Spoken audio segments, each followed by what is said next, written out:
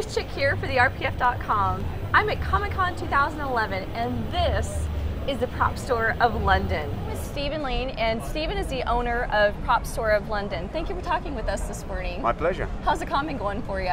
Great fun as always. Love it here, love it here. It's a long way to come, but it's a great experience for us all. Great. So tell the folks at home a little bit about yourself and how the Prop Store of London came to be. I suppose its sort of genesis was the fact that I've always been a collector, and I've always been interested in movie-related material. And like so many people who are in our hobby now, I started with the movie-related toys. So I used to collect the Palatoy Star Wars toys, the Kenner Star Wars toys. Like me too. Yeah, okay, we all came from that. Yeah. Sort of. And it was as I sort of grew a little bit older and I had a little bit more disposable income, I started going to more toy fairs. And it was at one of those shows that I started encountering sort of bits of memorabilia that were actually used in the films. And I found that really interesting. Yeah. At one of these toy shows, I'd set up a booth. I was selling some of my old toys. I was trading them backwards and forwards. And a guy offered me a Rebel blaster and from Star Wars, and I knew nothing about it. I didn't really sort of understand how he could have this thing and where it had come from. And I chatted with him for ages. He had a great story behind it. He'd worked with press and publicity on the film. And he ended up with this blaster. It wasn't recalled after a photo shoot, and that was it. And it was 10 times, 20 times what I used to spend on toys. I was just like, wow, oh my God, what have I done? But it was great, and it was a great experience, and that hooked me. And once I'd got that first piece, I was, okay, where else can I find this stuff? Where did this come from? Let's research it. And that's where it all began, really. Very cool. What made you guys do direct sales versus doing auctions like a lot of your competitors do? Yeah, that's a great question, and it's something that we've talked about many times over the last 13 years now we've been in business. And there are pros and cons for both platforms, ultimately, for both the buyer and seller alike. I think that we've always been much more comfortable with the sort of fixed price option, just because it gives the collector a firm understanding of exactly what they're paying for something. You know, there's no pressure in the way that we're going to sell a prop or a costume. A collector can browse our website, look through I think over 5,000 items on there now, take their time, make an educated decision. It doesn't have to be on one day, at one minute, at one time, under a high pressure environment. And then we can offer an interest-free payment plan, so they can then afford to pay for that item over 6 months if they want to, 3 months, 2 months, whatever's going to be what's going to fit their budget. And so I think that there are opportunities for us to work within the auction environment, and we have done in the past when we've worked on promotions for specific productions throughout the last 12, 13 years. We've held numerous online auctions, which are great, and they're great for promoting a specific release, home entertainment or theatrical. We've tied in very successfully with a number of production companies and distributors, and we will continue to do that. But we're quite specific about the sort of material that we want to work with. We know our client base very well. They know us very well. We know what they like. We think we know what they like. And I think that as other property becomes available that suits us and works with our business model, then we will move forward with that. Whether or not we'll go on and look at a sort of more advanced auction platform at a later date is something we will continue to deliberate. Right now we're very comfortable with what we're doing, and we like to think that the people who come and browse our website and interact with us like the way that we do business. And the way that we do it is very different. You know, we're not just a straight retail. So many people who've worked with us over the years and become good friends with us and great clients understand that we're not just about selling the item. We have our own company archive. We're also interested in developing and building our image database, and we scan a huge amount of ephemera and stills and work with crew guys who don't have any physical proper costume assets, but they have a great deal of knowledge, a great deal of information that gets relayed to us, which is exciting stuff. And we're trying to preserve as much of that now as well as the physical prop and costumes. Now, what are some of the pieces here today? Because usually I know Prop Store has your own collection here. What are some of the pieces that you guys brought this year to Comic-Con? Well, we've got a mix of materials. Some of the company. You're talking about the company collection Yeah, material? the company collection. Okay. Well, we have the C3PO head, which is the C3PO mask, which is a beautiful item. Yeah, it's gorgeous. It's a piece that, after much discussion and persuasion, Mr. Sansweet very kindly agreed to relinquish to us.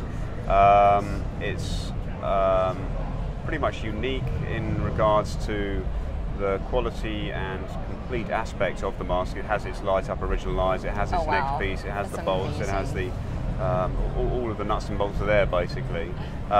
Sadly, the one thing we haven't been able to do with that particular piece is screen match it, because during the production process, during filming, they would use a dulling down spray, they would distress the head. That got polished back and cleaned up a long time ago when nobody cared about trying to screen match, and in fact screen match didn't even exist then. And so, but it's a beautiful item, and that's a stunning piece. Yeah. We bought one of the droid heads from the Black Hole that came out with us. We shipped a number of pieces over from the UK and also from the collection in the States as well, out in Chatsworth.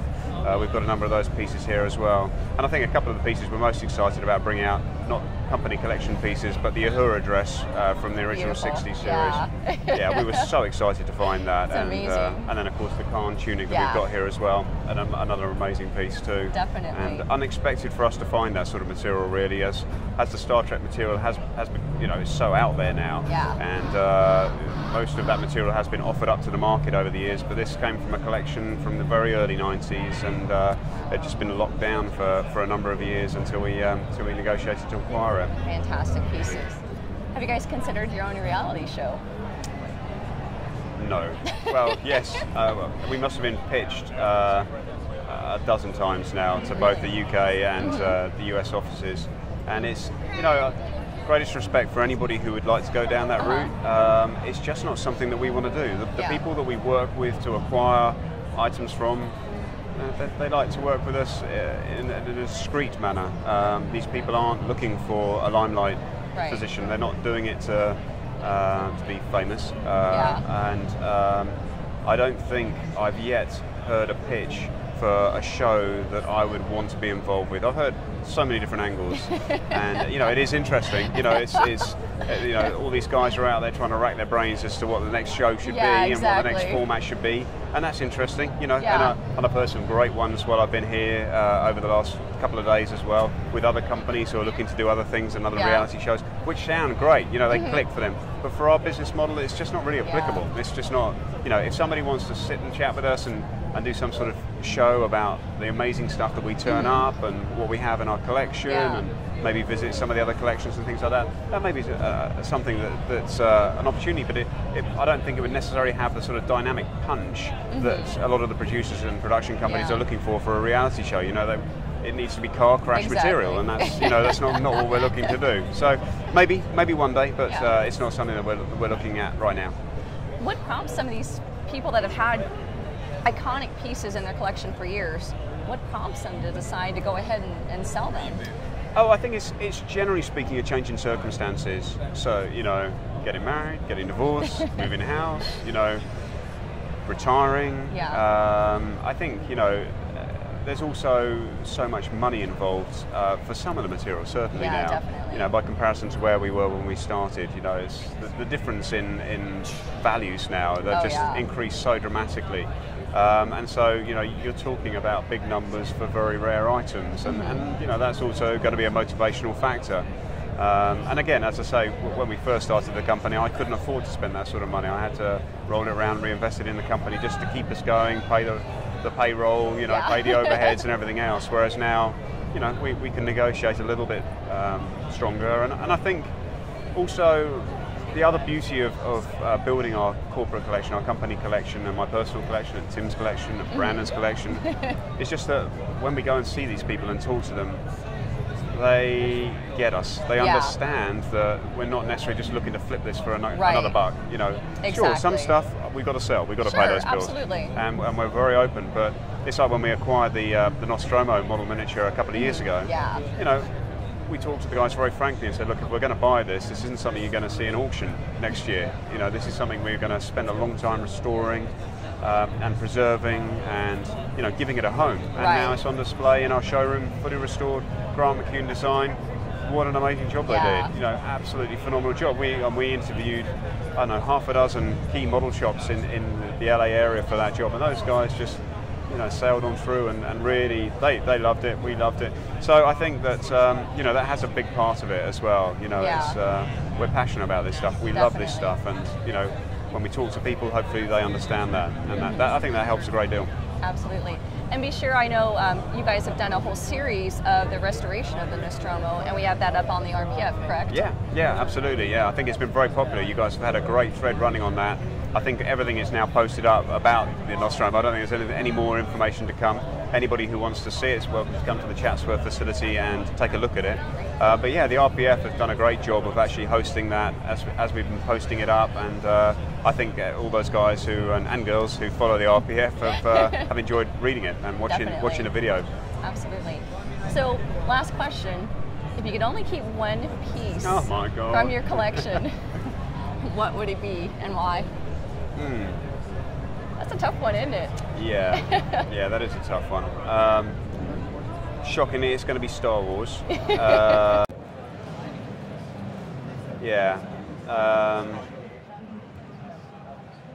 I'll give you two pieces. Okay, give me two pieces. All right. Well, I think one would be a TIE Fighter pilot helmet that I've got.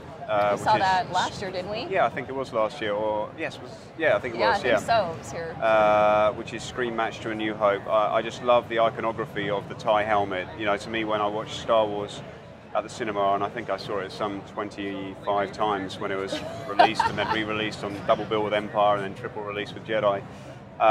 They were like an enigma to me. They were a mystery. I mean, who are these guys? What is that? I just loved it. I loved the style. The design of them was just awesome. And so when I managed to acquire that particular helmet, I was just bowled over, because they're hard to find, TIE Fighter pilot helmets. Stormtrooper helmets, if you really, really want one, you can probably get out there and find one if you're lucky. TIE Fighter pilot helmets are a little bit different. They're a little bit trickier. So I think that would probably be one of them. And the other is I have a beautiful Y-Wing model miniature, which is about 2.5, 3 foot long, from A New Hope. It's one of the three that tear off and down into the Death Star trench in A New Hope, and it's actually the first one that Darth Vader's fighter attacks as well, which is cool. It's screen matched.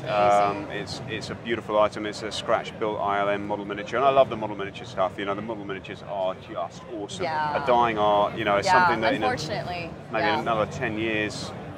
I know. Maybe they'll stop making them completely. We have seen a little bit of a resurgence of interest in people actually building and working with those again. So maybe not. Hopefully not. Yeah. But the Y-Wing miniature as well is just an awesome item. So Y-Wing, TIE, I don't know, something like that. But God forbid that should happen. So there's a fire. You're grabbing those too. Yeah. We don't use the F word ever. No. The F word is. We're all fully insured and prepared, but nobody likes to talk about that. Can't replace those things. No, that's right. Yeah. Well, Stephen, thank you so much. I appreciate it. No, it's a pleasure. It's been great chatting with you. Thanks for your time. And this is Star Wars Chick for the RPF.com.